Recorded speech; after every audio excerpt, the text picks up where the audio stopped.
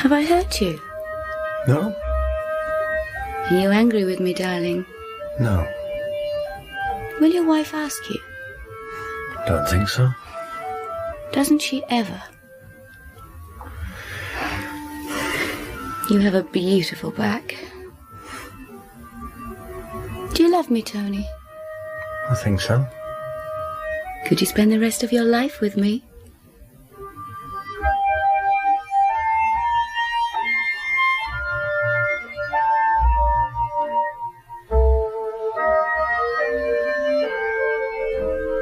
My name is DM.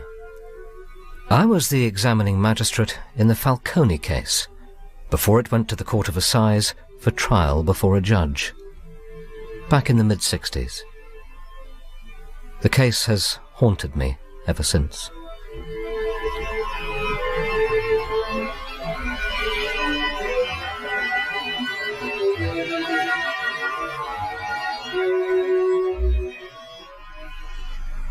Did Andrée often bite you? Occasionally. How many times? In all, I only met her 8 times. At the Hotel de Voyageur. Your brother's hotel? Yes. 8 times over a period of 12 months? 11 months. Yes, 11 months. In the Blue Room. What was so special about the Blue Room? The walls. Blue like those little bags of powder my mother used to put in to whiten the linen. And blue like the sky.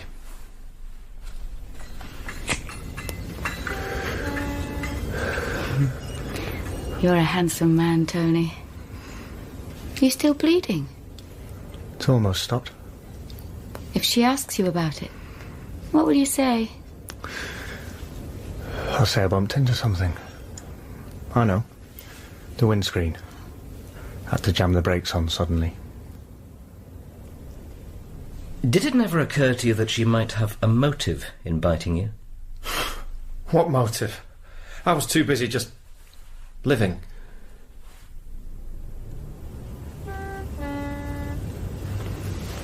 Could you really spend the rest of your life with me? Of course. Can you be so sure? Aren't you a little afraid? What is there to be afraid of? Can't you just see us together, day after day? We'd get used to it, in time. Used to what? To one another. When I think of all the years I've wasted because of you. Because of me. How old were we at school? 6? And we've had to wait till now.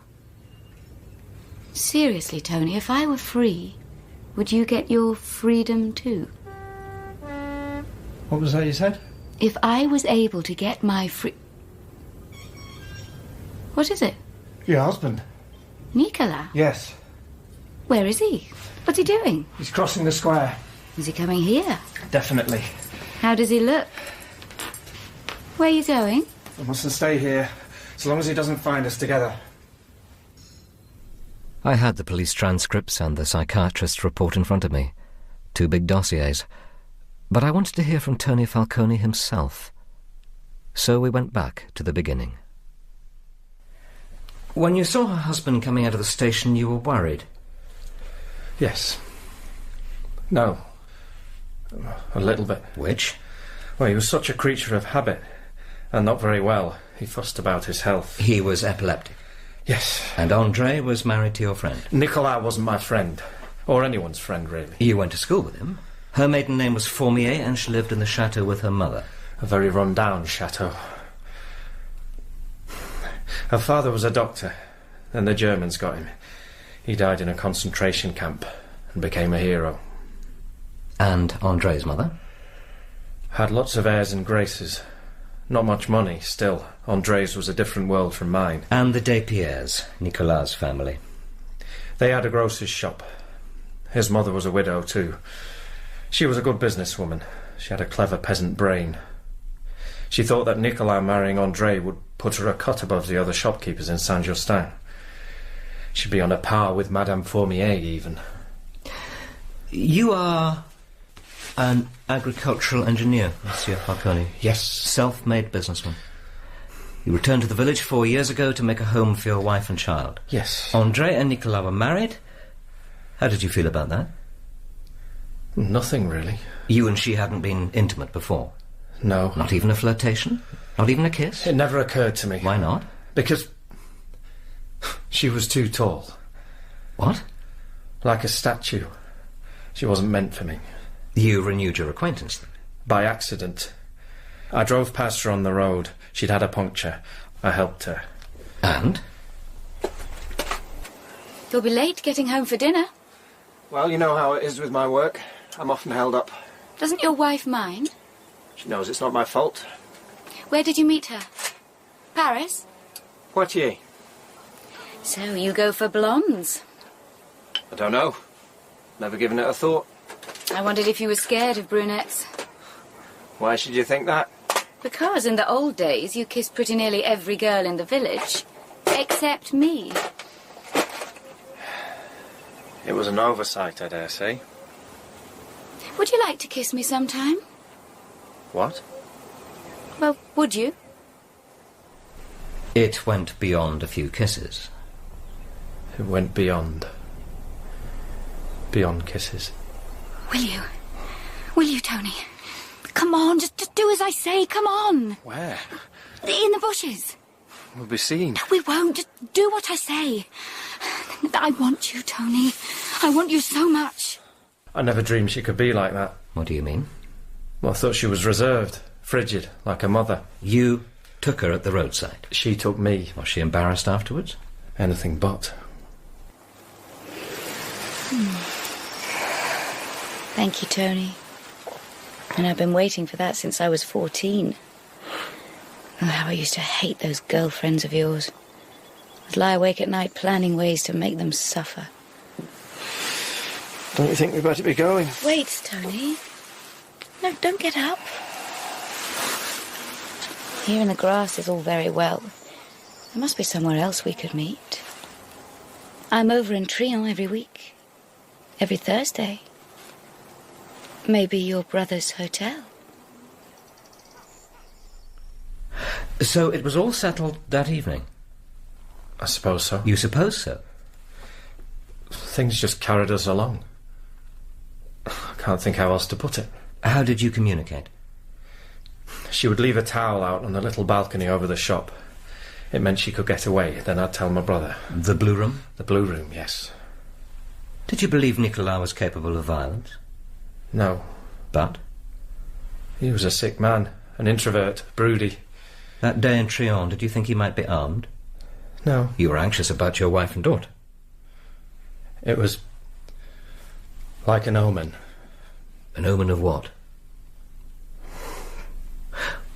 Were you afraid of Nicolas? He always gave me the creeps. Even in your school days?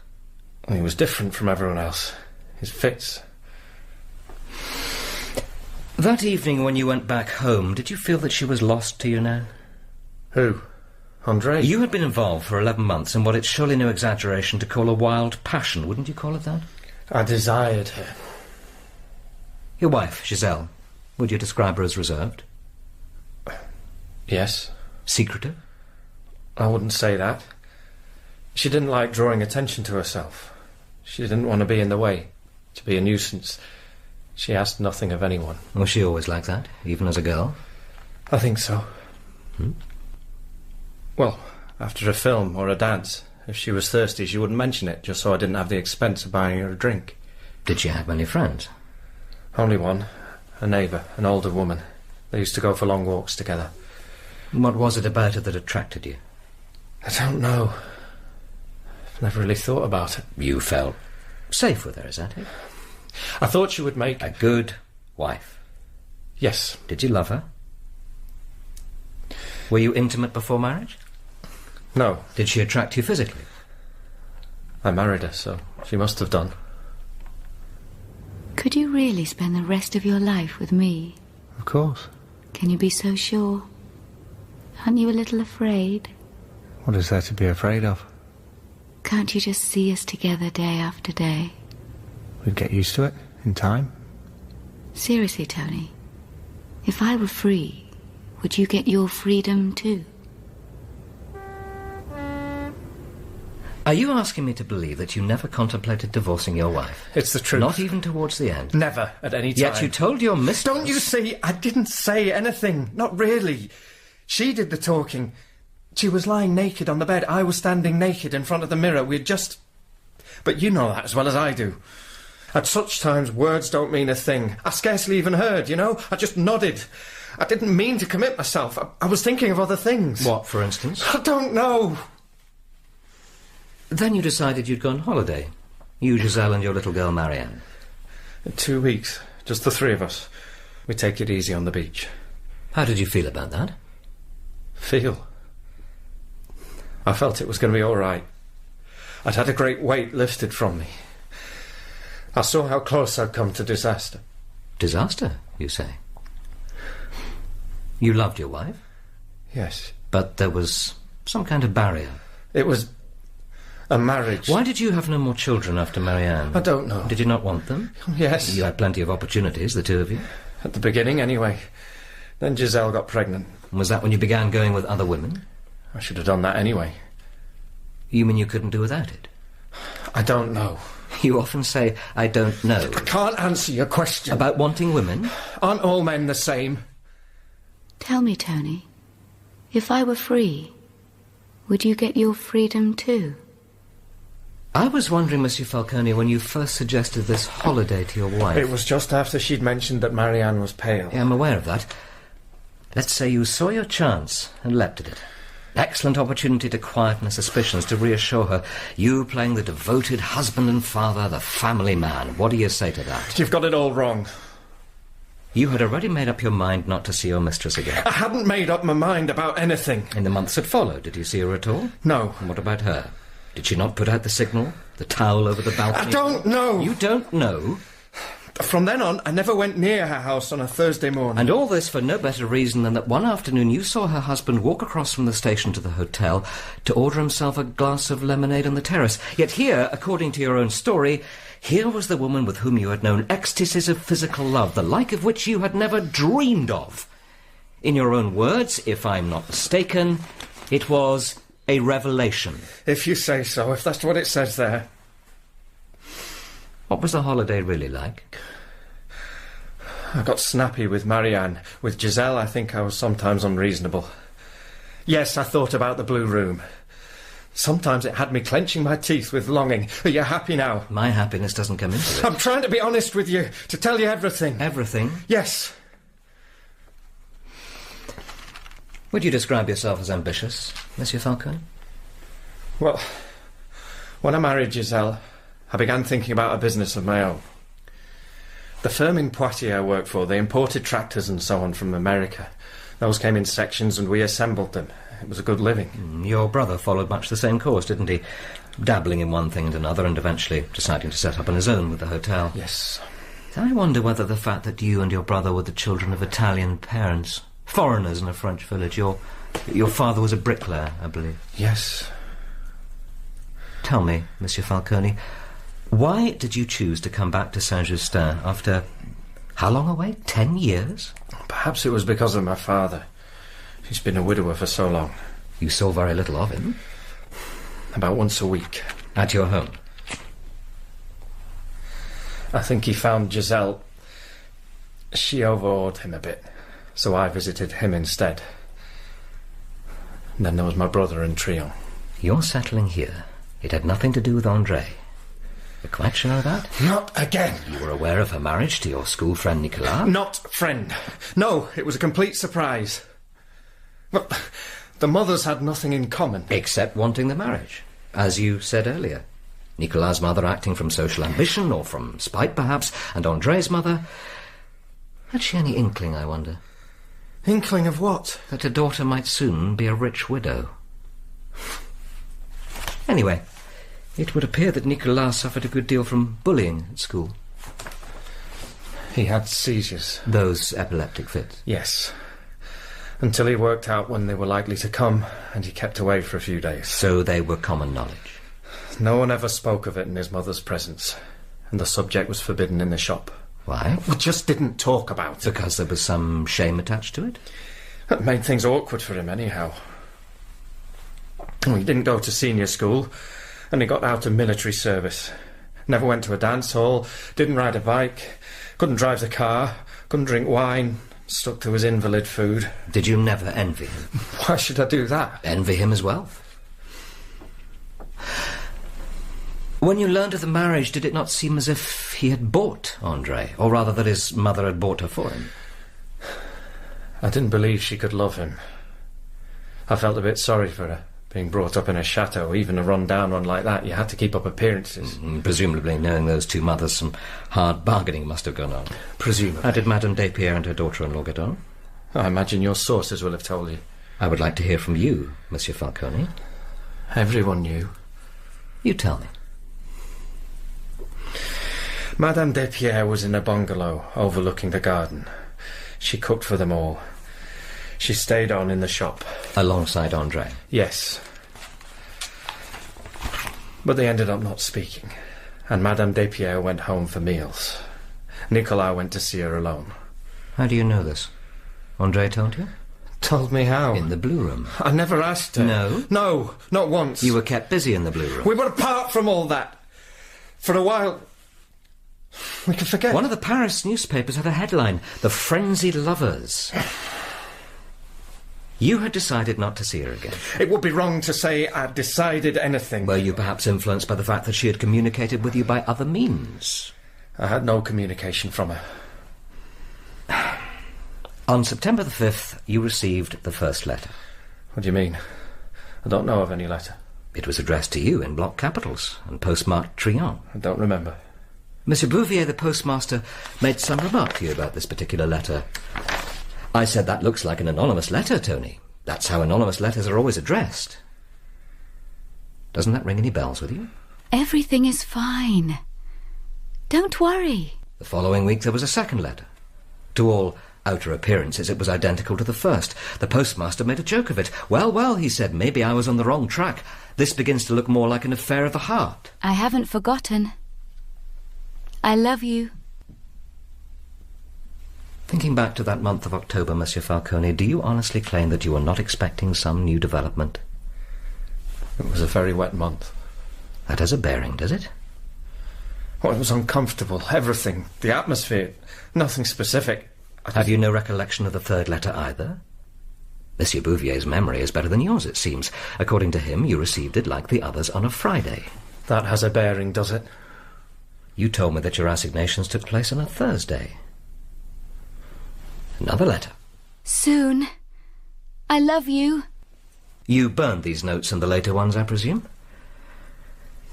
If my experience is anything to go by, you will soon realise that you cannot persist in denying knowledge of these letters, except on this one point. I have been impressed by your candour in answering questions. As things stand, you are denying yourself a valuable opportunity. What opportunity is that? To clarify your thoughts and feelings during those last few days of October. I couldn't anyway. Couldn't what? Tell you what my thoughts and feelings were. I was trying not to think. I had no appetite. Giselle was always asking me, aren't you hungry? Can you account for your listlessness? No. I just carried on with my business, leaving home and coming back again to Giselle and Marianne. All Saints' Day. According to the Inspector of County Constabulary, you set out for the church hand in hand with your daughter at about 10 o'clock. That's right. So you went past the grocer's? Yes. Looking to the upstairs window? No. Because you had lost interest in Andrée Despierre? Because you considered your relations with her at an end? I think so. Or was it that you had no need to look up because you knew what to expect? I didn't know. There was quite a crowd gathered outside the shop. There were always a lot of people about in the square before High Mass.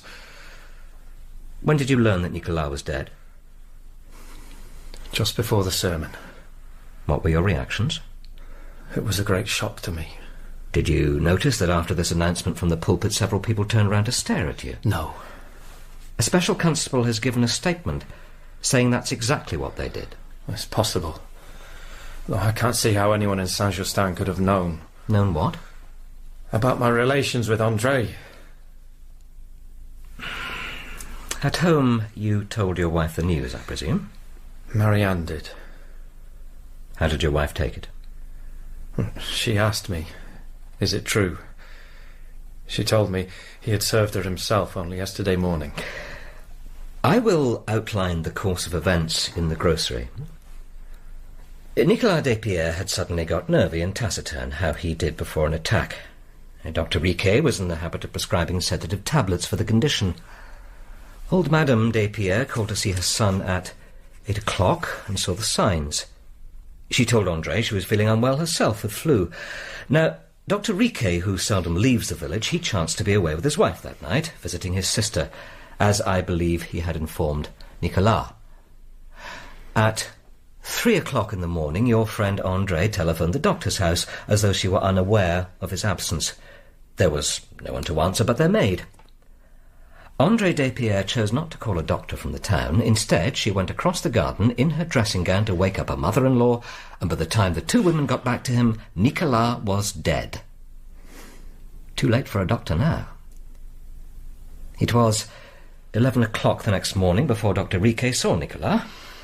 After a cursory examination, he signed the death certificate. As he told us, 9 out of 10 doctors would have done the same in his place. Next morning, though, the village was buzzing with rumours. Were you not aware of this? No, I wasn't. In all sincerity, Falcone, do you really imagine that your wife could have been ignorant of what everyone else knew about you and Andrée Despierre? Surely she too must have been expecting something to happen. We had never discussed any of my adventures. You claim that you didn't see your mistress once during the whole of that winter, Monsieur Falcone. I may have caught sight of her in the distance, but I can swear I never saw her to speak to. You didn't meet at your brother's place? Of course not. Did you discuss the matter with your brother? Yes. He advised me to drop it. Those were his very words. I told him it was over and done with long ago. He said, over and done with for you, maybe, not for her. In the Blue Room, you had discussed your future together. It was just talk. It didn't mean a thing. Not to Andrée either? Are you quite sure? Can you be so sure? Aren't you a little afraid? I must remind you that 2 months before her husband's death, she was already planning for the time when she would be rid of him. But that's only how Not in so many words, perhaps. Still, that was surely the implication when she asked you what your attitude would be if she were a free woman. The Despierre estate was now jointly owned by the two women. Andrée could put it up for auction and claim her half, if she had decided to, if you had wanted her to. But Madame Despierre always said no stranger was going to get their hands on her property. No wonder you were stared at. People wanted to know, whose side is he on? So you say. Andrée with her condescending manner, Tony Falcone with his Italian blood, and coming back here, why did he do that? Where does all this get us? Nowhere in particular, except that a lot of people believed that Andrée would sell out, even if it meant a lawsuit. And she was only waiting to lay her hands on the cash to leave Saint-Justin with you at her side. The one person everyone was sorry for was your wife. So you tell me. At the end of December, there was another letter. Happy our year. You have no recollection? And a final letter on January the 20th. Over to you. Did you intend to marry Andrée Despierre? No. If you had both been free, unmarried? It would never have entered my head. The postmaster, Monsieur Bouvier again, provided the examining magistrate with a statement. He saw you opening the envelope and reading the letter. I'd never seen him look like that. He was like a man who had received the death sentence. He stared at me, or rather, through me. It must have been an alarming communication.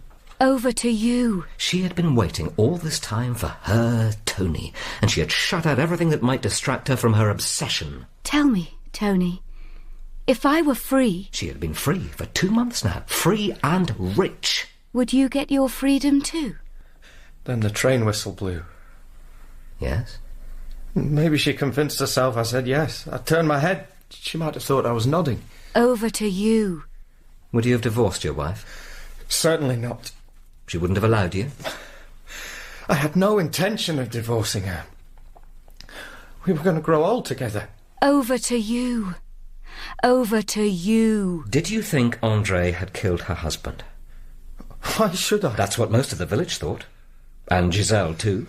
No one could say what really happened. OK, so she hadn't gone for help when Nicolas was dying. Look, I had no hand in it. You were no longer lovers. No! But There was no escape from her. You could have left Saint-Just. No, I couldn't. I was still paying for the house, the shed, the equipment. I was able to give my family a decent life. What did you tell your wife? Giselle. I told her how lucky I was, that I hadn't treated her as she deserved. I told her how happy I was.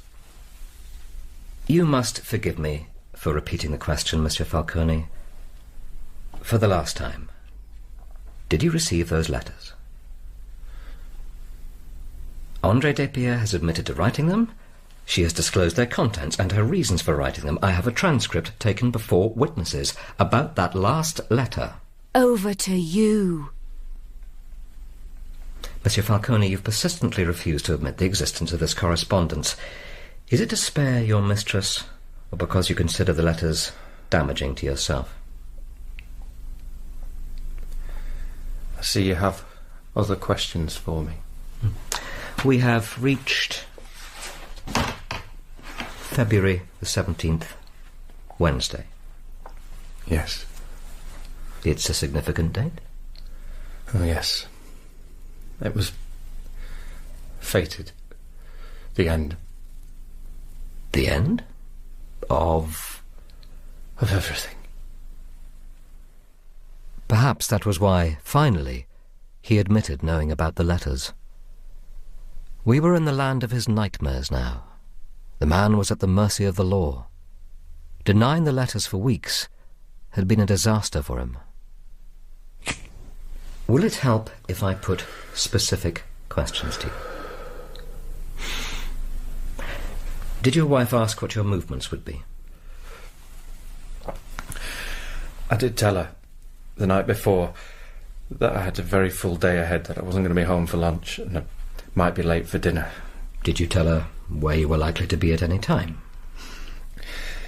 I just mentioned the fair at Ombas.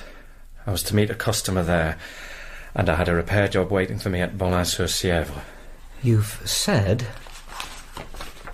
at 7 o'clock you went to wake your daughter. Did you often do that? Most days. You wore your best suit, a blue suit which was usually kept for Sundays. Because I now had an appointment in Poitiers. I wanted to look my best to impress Garcia. I'll come to Garcia. You asked your wife, didn't you, if she wanted anything from the village? No! I told the inspector I didn't. I was leaving the house when Giselle called me back. She said, "Do you mind getting me 2 pounds of sugar and a couple of packets of soap powder from the grocer's? Then I shan't need to get dressed." Her exact words. Did you often go shopping for her? She had a lot of ironing to do. She wanted to get started. So, after you dropped your daughter at the school gates... I had to go to the post office. And then? I went into the grocer's. How long was it since the last time? 2 months or so. You didn't go there at all after you received the last letter, the one which said... Yes, I know. Over to you. No, I hadn't been back. What were your feelings, Monsieur Falcone? Distress? Apprehension? Not exactly. I would have preferred not to meet Andrée, especially with other customers looking on. Were you afraid of giving yourself away? I was embarrassed. Was old Madame Despierre there? I didn't see her. Were you kept waiting? No. Andrée asked me straight away, "What can I do for you, Tony?" So she served you before the other people? Yes. Didn't anyone object? It was the usual thing. Men are served first in most shops. And what? I said 2 pounds of sugar and 2 packets of soap powder. And? She got the things from the shelves. Then she said... She said... "One moment, Tony. That plum jam your wife ordered a couple of weeks back. It's just come in." Go on. She went off to the storeroom and came back with a pot of jam. Was she away long? Not very. No longer than I would have expected. Did she appear agitated? I wasn't really looking at her. You heard her voice, though, so how did she... I think she was pleased to see me. Did she say nothing more to you? As I went out, she called after me. "Have a good day, Tony." Did you notice anything unusual in her manner? I wasn't paying much attention at the time. It was just an ordinary day, like any other. And afterwards, looking back on it? I thought she did perhaps sound especially affectionate. Was Andrée often affectionate towards you? Yes. It's hard to explain. It was a special sort of affection. reminded me of the way I sometimes felt about Marianne. Maternal? Not quite. Protective would be closer to it. We have 3 coincidences here. Your wife sends you to the grocer's instead of going herself. Yes. A certain make of jam, which no one eats but herself, is out of stock for several days. A fresh stock conveniently arrives on the day you go into the shop, and a jar of it is handed over to you. Yes. On that day of all days, you don't go straight home. You call first at the railway station. I had ordered a piston by express delivery. You parked your truck behind the station against the back wall. Yes. Where you couldn't be seen by anyone. It's the best place for picking up... The station master stated it was some considerable time before he heard you start your engine again. I wanted to make sure they'd sent exactly what I'd ordered. Another coincidence. When you arrived home, you left your purchases on the kitchen table. Your wife was in the garden, I believe, hanging out the washing. Yes, she was. Did you go out to her? Did you kiss her goodbye before you left? We didn't go in for that sort of thing. It wasn't as if I was going on a journey. I called out from the porch. Expect me when you see me. You didn't tell her you'd got the jam? Why should I? It was there on the table for her to see. Did you spend any time in the kitchen? And just before I left, I noticed the percolator simmering on the hot plate. I had a cup of coffee. That, if I'm not mistaken, is coincidence number 5, at least. If you say so. You called in to see your brother? I wanted to talk to him. I often talked over matters of business with him. And other matters? He was the only one who knew of my worries about Andrée. So you did have worries? Those letters bothered me. Only bothered you? Frightened me. And you had come to some decision, which was why you wanted to speak to your brother? Yes. While his wife was out shopping and the maid was upstairs doing the rooms? Yes. And this conversation... About me going to Garcia. I had a business proposition. By way of talking about Andrée Despierre? I told him if I stayed on, I was never going to have any peace. Did he not try to dissuade you? On the contrary, he seemed relieved. He disapproved of my affair with Andrée from the start. Let's continue with your movements that day. I went to the winter fair at Ombas. I handed out some prospectuses, then I went and saw to the repair job at Bolin. Then I went on to Poitiers to my meeting with Garcia. You told your wife you were going to Poitiers? No. Why not? Because nothing was settled with Garcia. There was no point in worrying her unnecessarily. And at Poitiers your appointment was at 4:30? Garcia... He used to be my foreman when I worked at the factory there. We exchanged family news, and then I put my proposition to him. Did you say anything about the reason why you wanted to leave Saint-Justin? Only that it had to do with a woman. I knew that he'd saved quite a bit, and he'd often talked of setting up on his own. I had a well-established business to offer, along with a house, the storage shed and all the equipment, plus the goodwill I'd built up. Was he interested? He wouldn't commit himself. He asked for a week to think it over. He needed to discuss it with his wife. In the event of Garcia's accepting your offer, what were your plans? I would have asked the company to appoint me as their representative in the north or east. Alsace, for instance, as far away from Saint-Justin as possible. They would have agreed. I know they think highly of my work. One day I hoped I might be able to start up again on my own. We've almost come to the end, Falcone. You went straight back to Saint-Justin? Yes. You didn't stop anywhere on your way? I felt suddenly that I must get home to my wife and child. I drove very fast. It was dark. You must have seen the lights of Saint-Justin some way off. Did you notice anything unusual? I saw lights on in every room of the house. We never had all the lights on at once. I was worried. I knew there must be something wrong. What did you think could be wrong? I thought something must have happened to my daughter. Not to your wife? With a child, there are so many things that can go wrong. You drew up about 20 yards from the house. Half the village was outside our gate. You had to push your way through the crowd. They made way to let me through, but they didn't look as though they were sorry for me. They looked angry, and I couldn't understand it. Fat old Didier, the blacksmith, in his leather apron. He was blocking my path. Stood there with his hands on his hips, and spat on my shoes. The police were there. I asked them, "Where's my wife? Where's my daughter?"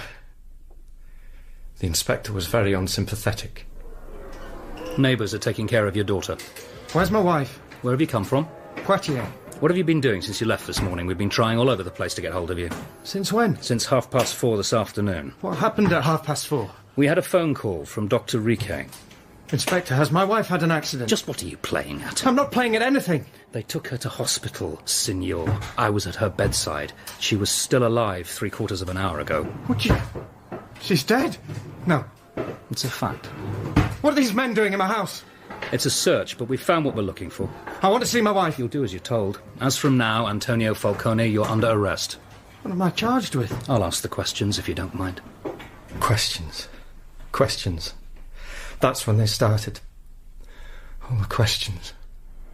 You admit that it was you who brought home this pot of jam? Pot of jam? Yes. Did you hand it over personally to your wife? I left it on the kitchen table. Without saying anything about it? I didn't see any need to. My wife was busy with the washing in the garden. When was the last time you went to your shed? This morning, just before 8, to get my truck out. Didn't you take anything else from your shed? Were you alone? My little girl was waiting Take a look at this tin, Falcone. Do you recognise it? Must be mine, yes. What does this tin contain? Poison. Do you know what poison, Signor? Arsenic or strychnine, I'm not sure which. When we first moved in, the field where the shed is now was a dump. The butcher used to put his waste there. And even after I cleared the field, there were still rats. And Madame Despierre... Yeah, one moment. Which Madame Despierre? The old lady or the daughter-in-law? The old lady. She sold me a tin. It's the stuff all the farmers use around here. I can't remember it's now. Strychnine. How much did you put in the jam? That's absurd. When did your wife usually eat jam? At about 10 in the morning. You knew all about it then? Knew all about what? About her habit of eating jam in the middle of the morning. Yes, I've just said. Plum jam. Her favourite? Yes. Do you know how much strychnine is a fatal dose? 4 grains. Doubtless you're aware the poison begins to take effect within 10 or 15 minutes. That's when the first convulsions occur. Where were you at 10 o'clock, Falcone? Just leaving my brother's place. He can corroborate. While your wife was lying on the kitchen floor, which is where she stayed, alone in the house, unable to call for help, until your daughter got home from school some time after 4. So she had to endure 6 hours of agony before anything could be done for her. Very efficiently planned, wasn't it? Your daughter found her. She rushed out of the house, hysterical. Where were you at 4:15, Signor? I was putting off time. Where were you? In the cinema in Poitiers. I want to see her. I want to see my child. Not for the present. Why not? She's my daughter. If we tried to get you to her, you'd be lynched by that mob out there. After they'd finished laying out your wife's body, you were taken in to see her. You didn't go up to her, you stopped a few steps away. You didn't speak. You didn't say a single word. Was this not the conduct of a guilty man, Monsieur Falcone? Well, it was because of me that she was dead. The grand jury decided that Tony and Andrée were to stand trial for the murder of Nicolas and Giselle. Tony scarcely seemed to take it in at all. Nicolas's body had been exhumed. The Poitiers specialist reported finding a massive deposit of strychnine in his stomach. Another specialist in Paris disagreed that this was conclusive evidence of poisoning. The press got to work on the sedative drug that Nicolas would take whenever he felt an attack coming on. The druggist in Trion dispensed the drug in capsules. He admitted they could be tampered with by anyone. I felt Tony no longer cared whether he was found guilty or not. At the trial, he was forced to share a bench with Andrée. I saw her lean across past the guard. Hello, Tony. I doubt if he even heard her. It was as if nothing had any connection with him anymore. The witnesses, even his father and his brother, it could all have been happening to someone else entirely. Then old Madame Despierre was called to the witness stand. She had never approved of the marriage, she said. She didn't deny that she had tipped off her son about the blue room assignations. Oh, and the other matter, that anonymous letter which had dropped onto the public prosecutor's desk concerning Giselle Falcone's death. Well, she said, anyone could have written that. Now Tony was showing signs of interest at last, about the business of the parcel of jam. Madame Despierre claimed the parcel had arrived the night before the tragic events of the 17th, and that she had put it in the stockroom unopened. She told the court that the following morning she had left her daughter-in-law at the counter and gone home just at the moment when Tony was approaching the shop. she was lying. That look she gave Tony, it was open defiance. She couldn't help herself. If she'd admitted she had seen the parcel unwrapped that morning, as it must have been, or better still the night before, it would have proved that Andrée had had all the time she needed to poison the jam. If, on the other hand, the parcel had been, as the old woman claimed, intact when she left, Andrée could not have done it in the time, barely 2 minutes, that she kept him waiting in the shop. It was not enough for old Madame Despierre that Andrée should pay for Nicolas' death. Tony must pay for it too. There was a shocked reaction in court. Only Andrée could top that. I didn't poison my husband. But I might have done if it lingered on too long. I loved Tony, and I love him still. I wrote to Tony. I said, over to you. I only had to wait. I knew I could trust him. We loved each other.